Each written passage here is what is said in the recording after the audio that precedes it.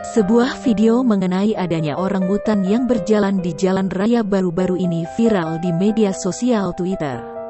Unggahan tersebut menyebut bahwa lokasi kejadian berada di Jalan Baru arah Wahal, Kecamatan Bengalon, Kabupaten Kutai Timur, Kalimantan Timur. Pengunggah juga menduga bahwa orangutan tersebut tengah kelaparan karena habitatnya yang semakin menghilang. Posting tersebut diunggah oleh akun @st_28.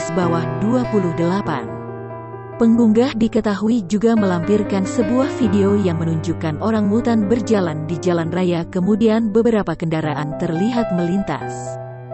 Orangutan tersebut terlihat mengambil makanan yang ada di jalan raya.